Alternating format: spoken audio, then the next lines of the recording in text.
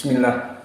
Innal hamdalillah nahmaduhu wa nasta'inuhu wa nastaghfiruh wa na'udzu billahi min shururi anfusina wa min sayyiati a'malina.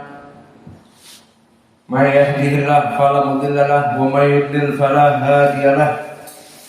Wa ashhadu an la ilaha illallah wahdahu la syarika lahu wa ashhadu anna Muhammadan abduhu wa rasuluh.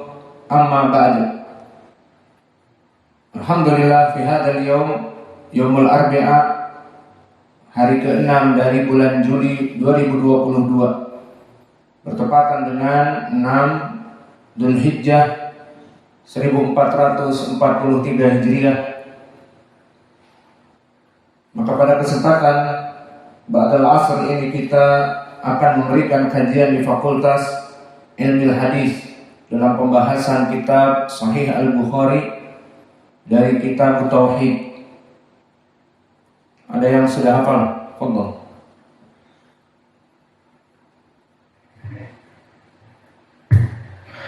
Bismillahirrahmanirrahim. Al-Bukhari rahimahullah hadatsana 'Abdan an Abi Hamzah al-A'mash an Jami' bin Shaddad an Safwan bin Muhriz an Imran bin Husayn qala inni inda Nabi sallallahu alaihi wasallam ja'ahu qauman min Bani Tamim faqala iqbal al-bushra ya Bani Tamim qalu basharna fa'adina fadakhala nasun min ahli al-Yaman faqala iqbal al-bushra ya ahli al-Yaman idh lam yaqbalha Bani Tamim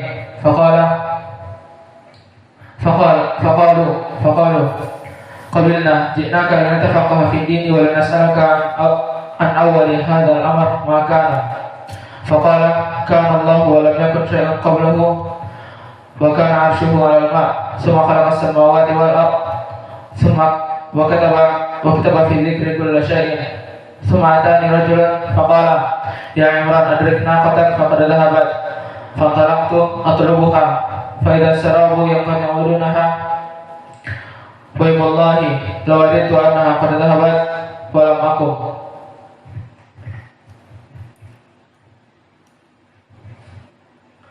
قال الإمام البخاري رحمه الله حدثنا عبدان قال أخبرنا أبو حمزة عن الأعمش عن جابر بن شداد عن صفوان بن محرز عن عمران بن حسين قال إني عند النبي صلى الله عليه وسلم جاءه قوم من بني تميم فقال اقبل بشرى بني تميم فقالوا بشرتنا فأعطنا فدخل الناس أهل اليمن فقال اقبل بشرى يا أهل اليمن إذ لم يقبلها بنو تميم قالوا قبلنا جئناك لنتفقه في الدين ولنسألك عن وجه الأمر ما كان قال كان الله ولم يكن شيء قبله وكان يرشف على الماء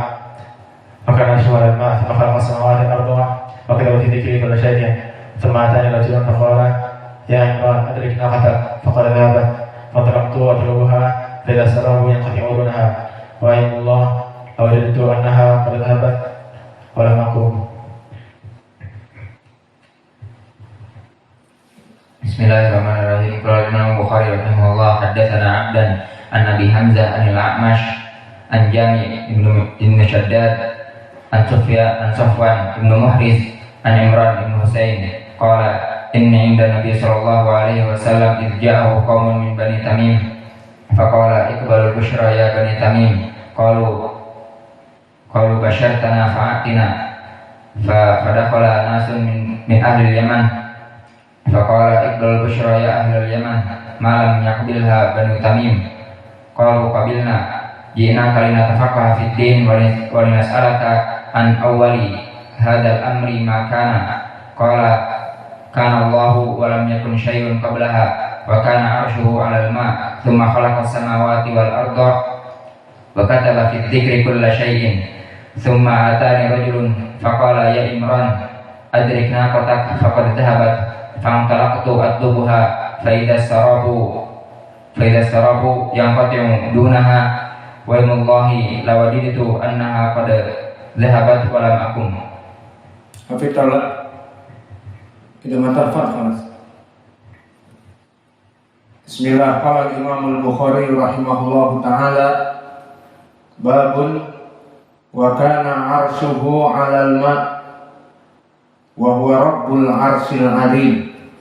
Qala Abul Aliyah istawa ila sama irtafa'a fasawwahunna khalaqahunna. Wa qala Mujahid istawa alal arsy. Wa qala Ibnu Abbas al-Majidu al-Karimu wal wadudu al-Habibu yuqalu Hamidun Majid ka'annahu fa'ilun min majidun mahmudun min hamida. Imam Al-Bukhari rahimahullah menyebutkan di dalam terjemahnya wa kana arshuhu 'alal ma', membicarakan bahwa ars Allah di atas langit. Wa huwa rabbul arsyil azim, dan ars itu adalah sangat luas. Dan berkata Abul Aliyah istawa ila sama, maknanya irtafa'a, maka Allah itu naik ke atas langit. Fasawwahunna khalaqahunna, maknanya Allah menciptakan mereka.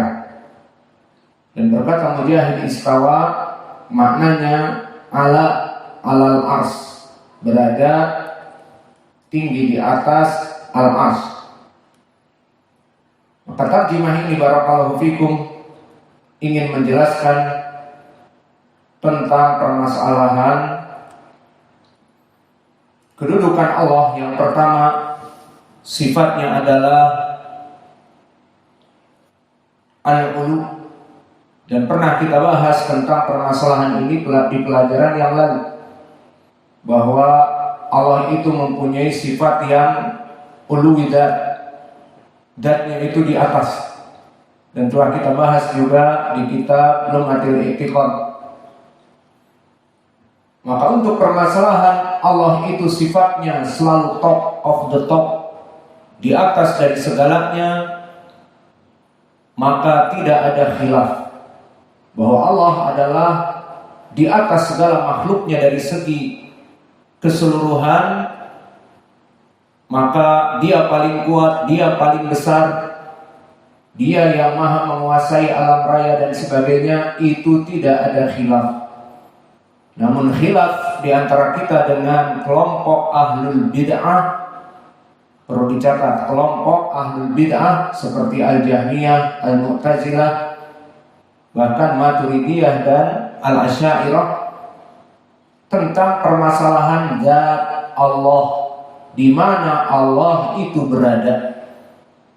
Kita katakan tadi kelompok ahlul bid'ah, kenapa? Karena kelompok kufar, ucapan mereka semuanya menetapkan bahwa Allah itu ada di tempat yang tinggi. Maka jika kita rujuk kepada kelompok al-Yahud wan Nasara, maka di kitab-kitab mereka menyatakan bahwa Allah di atas langit. Tidak ada keraguan seperti kaum muslimin. Dan begitu pun jika kita rujuk kepada kelompok-kelompok Quraisy, dari kufar Quraisy, yang mana mereka menyembah patung berhala, maka mereka meyakini akan adanya pencipta Allah, yang mana mereka menyembah Allah dan menyembah patung berhala. Dan dari syair-syair orang-orang musyrik yang menyembah patung-patung juga menyembah Allah, dari Mu'allaqat As-Sab'ah telah kita bahas di pelajaran Syarah Al-Mumti', bahwa dari para penulis seperti Antarah dan yang lainnya, maka mereka meyakini bahwa Allah itu di atas langit. Dari kufar Quraisy mengetahui Allah di atas langit. Dan bahkan orang-orang yang kufar seperti orang-orang Hindu dan Buddha, maka kelompok orang Buddha meyakini bahwa Buddha Gautama berada di Shangri-La, maka dia itu adalah di tempat di atas, bukan di bawah. Dan begitu pun orang-orang Hindu, dari dewa-dewa mereka yang fiktif, yang hasil karangan begawan sastra dari India di kitab Mahabharata, maka mereka meyakini adanya dewa Siwa, dewa yang menciptakan Mayapada, kata mereka, langit-langit dan bumi. dan juga Dewa Wisnu yang menjaga alam raya, mereka yakini, sehingga mengutus Krishna dan mengutus Ramayana untuk menghancurkan angkara murka di muka bumi. Ramayana menghancurkan angkara murka Rahwana, dan Krishna menghancurkan angkara murka Kurawa yang 100, sehingga terjadi perang Bharatayuda. Dan juga mereka meyakini avatar, penjelmaan, sehingga Wisnu menjelma menjadi manusia dan dewa-dewa yang lainnya. Maka di mana dewa-dewa itu? Mereka meyakini di Gunung Mahameru, bukan Gunung Semeru di Jawa, tetapi Mahameru maknanya seperti di gunung-gunung Mount Everest, karena mereka di India, dekat dengan tempat-tempat yang tinggi dari Gunung Everest, Mount Everest. Kemudian dari orang-orang terdahulu juga seperti Yunani kuno, maka mereka meyakini dewa-dewa khayalan mereka seperti Zeus yang mempunyai anak Hercules, bersetubuh dengan perempuan manusia, dan di versi yang lain mempunyai anak Achilles, yang semuanya anak-anak dewa. Maka di mana dewa-dewa mereka? Di Gunung Olympus, di tempat yang tinggi. Maka fitrah dari mereka orang-orang yang mempunyai alihah, dan kita sebagai kaum muslimin yang mempunyai ilahun wahid, Allah Jalla wa'ala, maka kita menyimpan rob sesembahan kita dengan khobar yang datang dari Allah itu sendiri dan datang dari hadis-hadis yang sahih bahwa Allah bersemayam di atas arsy-Nya. Maka di dalam pembahasan di sini Imam Al-Bukhari ingin menjelaskan bahwa kedudukan al-arsy itu di mana, sehingga Allah itu di mana. Karena Allah berfirman Ar-Rahman 'alal arsy istawa, bahwa Allah itu bersemayam di atas arsy-Nya. Maka dibahas di sini pembahasan tentang permasalahan al-arsy. Wa kana arshuhu 'alal ma', bahwa arsy Allah itu di atas air. Dan ayat yang kedua, wa huwa rabbul arsyil azim, dan dia adalah pemilik arsy yang agung. Telah kita bahas di pelajaran-pelajaran yang lalu, terutama Lum'atul I'tiqad, bahwa definisi dari al-arsy adalah dari segi lughah tempat di mana dia itu adalah untuk duduk dari sang raja. Ini dari segi lughah. Maka kita mengembalikan lughah, makna al-arsy tempat untuk duduk Allah Jalla wa'ala dengan kemuliaannya, tanpa mentasbihkan bagaimana duduknya, bagaimana bersemayamnya. Yang jelas itulah arsy. Dan bagaimana sifat arsy? Pertama, alal ma', di atas air. Dan yang kedua, di ayat yang kedua, wa huwa rabbul arsyil azim, arsy itu sangatlah luas. Maka dari sini kita bisa menyifatkan al-arsy itu pertama di atas air, dan yang kedua sangatlah luas. Maka dia bisa kita katakan makhluk yang paling luas yang Allah ciptakan. Karena di dalam ayat Al-Quran telah banyak wa huwa rabbul arsyil azim, seperti di dalam surat Taubah, surat An-Naml, surat Al-Mu'minun, banyak. Maka Allah menyifatkan arsy-Nya sangat agung.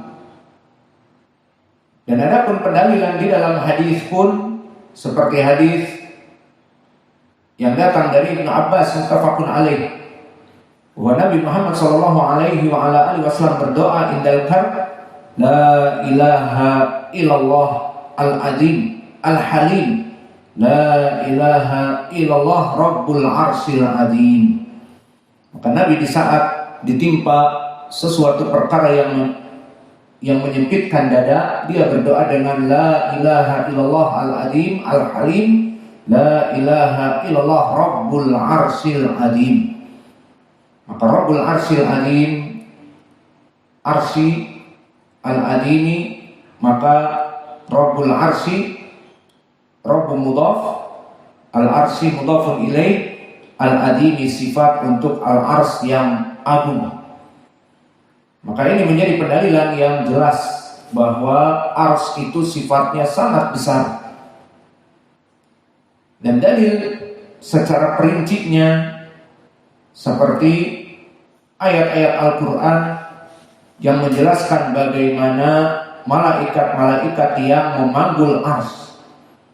Maka di dalam surat Ghafir, di dalam surat Al-Haqqah, Allah berfirman, alladzina yahmiluna al-arsya wa man hawlah yusabbihuna bihamdi rabbihim wa yu'minuna bih. Di sini poin pendalilannya adalah di sana ars itu ada yang memanggulnya. Alladzina yahmiluna al-arsya wa man hawlah, maka ada malaikat-malaikat yang memanggul ars. Dan diperjelas lagi di surat Al-Haqqah, wal malaku ala arjaiha wa yahmilu arsya fawqahum wa yahmilu arsya rabbika fawqahum yawma idzin samaniyah. Maka ada 8 malaikat yang memanggul ars. Lalu mana poin pendalilan kalau yang dipanggul ars itu oleh malaikat 8 kemudian ars menjadi makhluk terbesar? Datang di dalam hadis yang dikeluarkan oleh sahabat Jabir bin Abdullah bahwa Nabi Muhammad sallallahu alaihi wasallam bersabda, "Udina li an uhadditsa an malakin min malaikatillah min hamalatil ars inama baina syahmati udunihi ila atikihi masiratu sab'imi'ah amin." Maka aku diizinkan oleh Allah untuk berbicara tentang satu malaikat dari malaikat-malaikat yang memanggul ars. Di dalam Al-Haqqah ada 8. Maka salah satunya diizinkan aku untuk mensifati mereka, kata Nabi. Innama baina syahmati udunihi, yakni antara syahmati udunihi adalah ujung dari kupingnya ini ila atikihi kepada lehernya atau kepada pundaknya, maka hanya masiratu sab'mi'ah am, jaraknya hanya 700 tahun perjalanan hanya. Maka di sini jika jarak antara telinga dengan leher ataupun dengan pundak sekitar 700 perjalanan, yang di zaman Nabi berbicara 700 perjalanan, belum ada pesawat jet supersonik yang kecepatannya melebihi suara, belum ada. Tidak seperti di zaman sekarang. Di zaman sekarang pesawat tempur sangat cepat, lebih cepat dari suara, dinamakan supersonik. Maka di zaman dulu yang diinginkan adalah paling cepat itu kuda kavaleri, kuda perang. Maka perjalanannya 700 tahun berjalan. Maka bagaimana dengan kepalanya? Lalu kalau kepalanya, bagaimana dengan pundak yang memanggul ars tersebut? Itu satu. Lalu bagaimana dengan 7 malaikat yang lain? Maka dari sini al-ars adalah makhluk yang sangat besar. Hadis ini barakallahu fikum diriwayatkan oleh Imam Abi Daud dan Imam At-Tabrani di Mu'jamil Awsat dan yang lainnya dari jalan Musa ibn Uqbah an Muhammad ibn Munkadir dari Jabir ibn Abdullah. Maka sanad ini semua rijalnya siqah. telah disahihkan oleh Adz-Dzahabi di kitabnya Mukhtasar Al-Ulu, dan Al-Albani telah mensahihkannya di Tahqiq Mukhtasar Al-Ulu, dan Al-Haythami telah mensahihkannya di Majma' Az-Zawaid, dan Syekh kami Muqbil Al-Wadi'i Al-Muhaddits Al-Yaman juga telah mensahihkannya di Sahih Al-Musnad, karena memang sanadnya sahih. Musa ibn Uqbah thiqah, Muhammad ibn Munkadir thiqah, Jabir ibn Abdullah sahabi. Dan lebih gamblang lagi, telah datang hadis yang sahih yang mana ars itu adalah makhluk terbesar dari ciptaan Allah. Telah datang dari Abi Dzar, berkata Nabi Muhammad sallallahu alaihi wa ala alihi wasallam, "Mas-samawatu sab'u wa ma fihinna wa ma bainahun fil kursi ila kahalqatil malqa bi ardil falah wal kursi fil arsi katilkal halqa fi tilkal falah." Yang maknanya, tidaklah langit dan bumi dan seisinya yang ada di antara langit dan di antara bumi-bumi yang 7 fil kursi, jika dibandingkan dengan kursi, maka dia itu kahalqatil malqa bi ardil falah, seperti cincin yang dilemparkan ke padang yang luas, yang ada rumput-rumputnya misalnya. Maka padang yang luas yang berhektar-hektar dilemparkan cincin yang kita pakai, maka akan hilang di dalam padang yang luas tersebut. Maka itulah kedudukan kursi jika dibandingkan dengan 7 langit dan 7 bumi beserta istrinya. Hilang semua dibandingkan dengan kursi. Lalu apa itu kursi? Nanti kita bahas. Kemudian di hadis disebutkan wal kursi fil arsi katilkal halqa fi tilkal falah.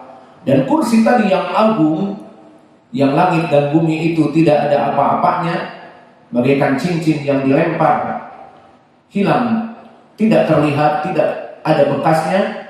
Maka jika dibandingkan kursi itu dengan ars Ar-Rahman, katilkal halqah fitilkal falah, maka bagaikan cincin yang dilempar kepada padang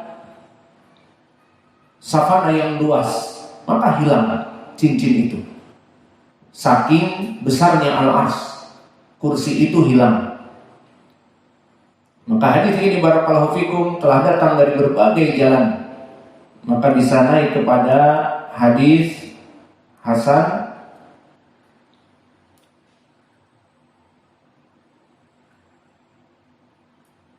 Dan adapun kursi barakallahu fikum telah didefinisikan oleh Ibnu Abbas, al-kursi maudhi' al-qadamain wal arsu la yaqdiru ahadun qadrahu.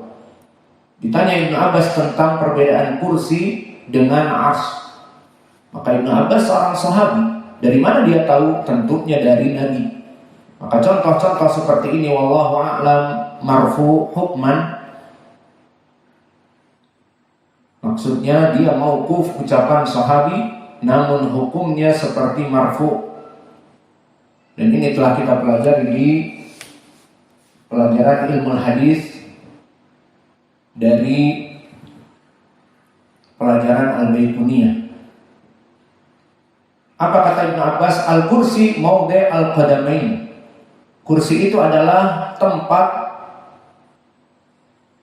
kedua kaki Allah. Dari mana Ibnu Abbas tahu seperti ini? Seorang manusia, bukan Rasul. Maka wallahu a'lam sumbernya datang dari Nabi. Al-kursi maudhi' al-qadamain wal arsu la yaqdiru ahadun qadruhu.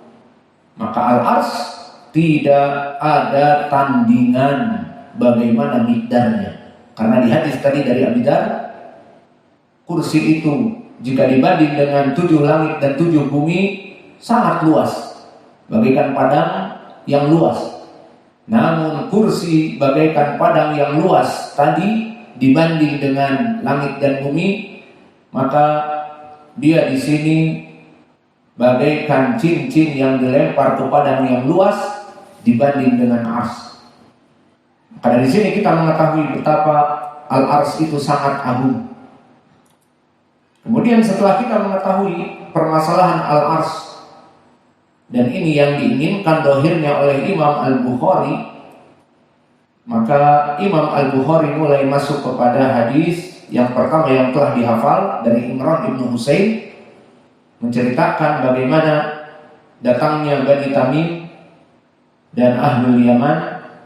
Kemudian mereka datang litafaqah fiddin, untuk menanyakan tentang permasalahan agama. Kemudian ditanyakan an awal hadal amr, bagaimana perkara pertama penciptaan.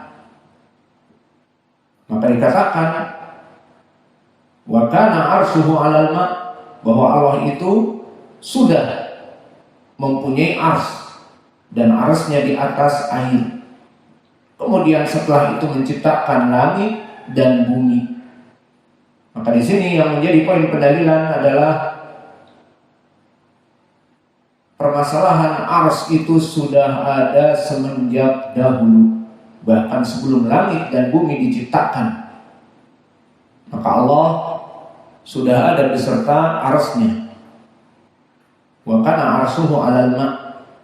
Maka ini pendalilan dari permasalahan yang akan kita bahas di hadis-hadis yang lain. Kemudian kita masuk sekarang kepada hanya membaca sanad saja untuk dihafal, dan akan kita bahas secara detail di pelajaran yang akan datang. Qala Imam Al-Bukhari rahimahullahu taala, haddatsana Ali bin Abdullah, haddatsana Abdul Razzaq, akhbarana Ma'mar an Hammam, haddatsana Abu Hurairah an Nabi sallallahu alaihi wa ala alihi wasallam qala inna yaminallah mal'a la yaqiduha nafaqah saha'ul laila wan nahar ara'aytum ma anfaqa mundu khalaqas samawati wal ard fa innahu lam yanqus ma fi yaminihi wa arsuhu 'alal ma' wa biyadihi al-ukhra wal faidu au al-qabdu yarfa'u wa yakhfidu. Maka hadis ini barakallahu fikum telah pernah kita lewati di kitab Tauhid di Sahih Al-Bukhari, masih dari Abi Hurairah, namun dari jalan yang lain. Dan di sini pernah kita juga bahas sedikit pendalilan tentang permasalahan tangan Allah itu kanan semuanya. Seperti di hadis ini disebutkan inna yaminallah. Maka dari orang-orang yang berpendapat bahwa Allah itu tangannya kanan semuanya, beristidlal di antaranya dengan hadis ini.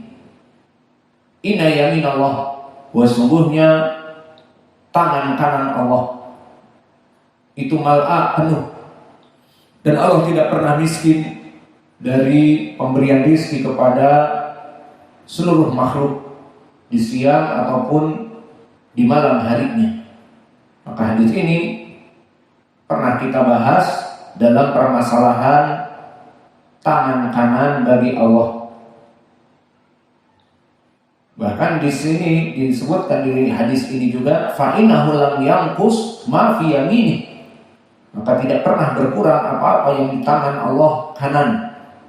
Kemudian wa arshuhu 'alal ma, ingin menjelaskan bahwa ars Allah itu di atas langit, dan ini poin pendalilan kita.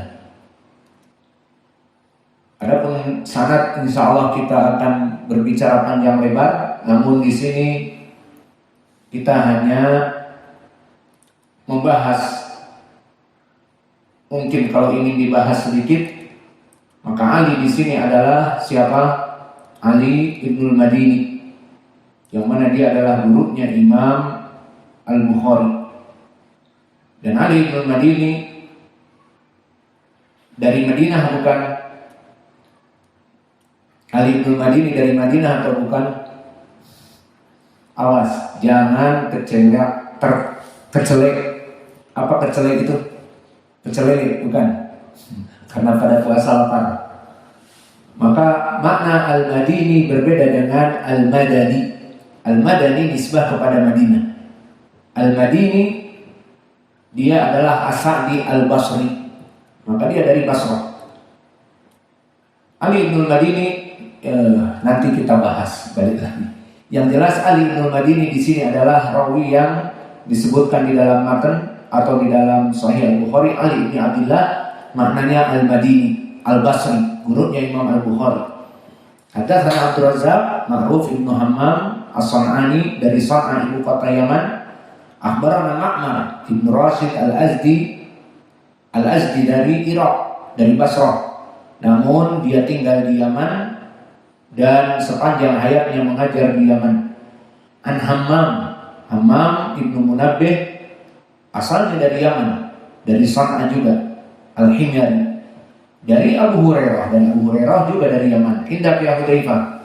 Hada sanad musalsal biman. Bil Yamaniin. Semuanya atau dari mana? Undur ma yafham hadzal walad. Baru kita bicara. Alladhi fil bait isma'u. Hada sanad musalsal bil Yamaniin qala Hudzaifah. Dari mana? Min ain hada sanad musalsal bil Yamaniin? Lianna kullum min aina fi sanad Ali ibn Madini, Abdul Razzaq, Ma'mar, Hammam, Abu Hurairah. Dari mana? Semuanya Yamaniin. Hada ma yafham. Ana atakallam min qabl ma yafham. Semuanya Yamaniin, musalsal Yamaniin berarti.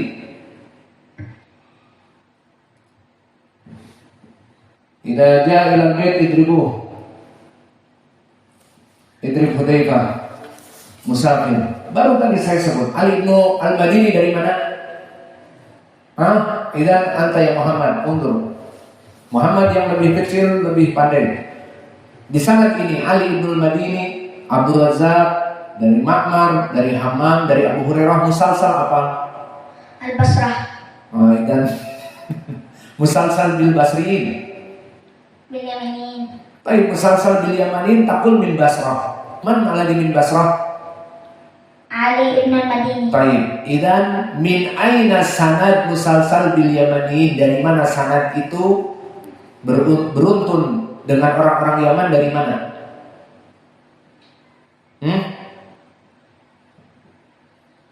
Dari Padang. Abdul Razzaq. Baik, dari Abdul Razzaq, terus Mama. Terus Hammam. Terus Abu Hurairah. Kenapa musalsal Yamanin? Karena mereka Dari Yaman. baik. Undur ya Hudzaifah. Aku asgar, fokus. Anta musafir. Lapar, semua puasa. Namun lapar juga bisa fokus. Baik. Jadi mata Ali bin Madini. Min aina Ali bin Madini? Mata arif. Lakin aku arif min Basrah. Allahumma musta'an ya Hudzaifah.